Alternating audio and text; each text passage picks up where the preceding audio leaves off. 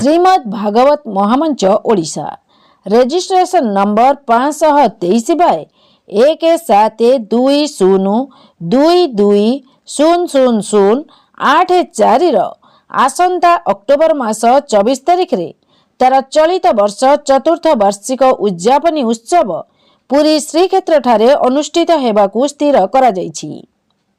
उक्त मंच दिवा 10 घंटिकार आरंभ होई अपराह्न 1टा समय मंच सांग कराजिब। समस्तंकु महाप्रसाद सेवनर व्यवस्था महामंच तरफरु कराजिबार व्यवस्था मध्य होईछि।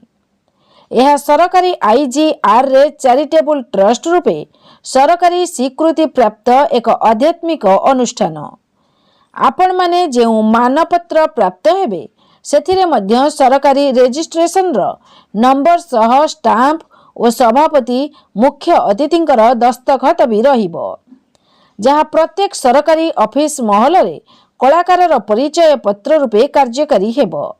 एई महामंच प्राय 13टी जिल्ला रे भागवत प्रचार उद्देश्य रे खोला मंच कराई जिल्ला रे थिबा भागवत टुंगी मानकू भागवत महापुराण पुस्तक सह व्यासासन और उत्तरीय प्रदान करी सारिछि।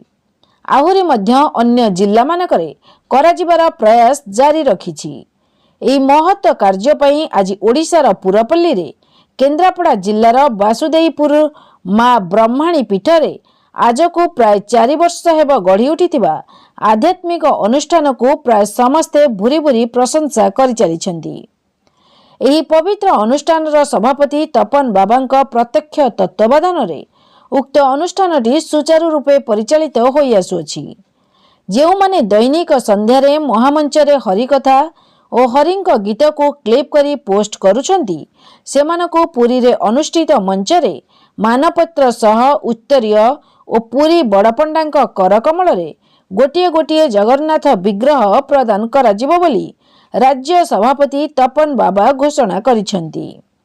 एणु बहु संख्यार उक्त उत्सव रे जोग देबाकू मंच तरफरु आपण मानकू निवेदन। हरिओम। श्रीमद् भागवत महामंच ओडिशा राज्य सभापति अच्छी जो भागवत टुंगी कौन कौन आपंकर माने टुंगी करने भागवत सारा ओडिशा प्रचार करिया मो रहउची एटा काम जेतोळे सरकार रजिस्ट्रेशन करी हमको आनिछु एवं कहचंती जे सारा ओडिशा तुमे भागवत को उद्यापित कराओ तो भागवत दबी जाउची आमे भागवत करिया पई प्रतिश्रुतिबद्ध एवं बिना मूल्य रे 1 टका काढ न नेई आमे भागवत करेबु सब जो मंच बा भागवत अछि सेठी भागवत ग्रादी निकट रे भागवत बही व्यासासन आकु सब उत्तरीय प्रदान करिबु एवं जार भागवत टुंगी रजिस्ट्रेशन न होईची ता किपर रजिस्ट्रेशन करा दिबो से दायित्व मते दबु एटा केन्द्रापड़ा पे नुहे सारा ओडिशा पे आमे करि चलिबु या मते आमे प्रतिश्रुति। धन्यवाद।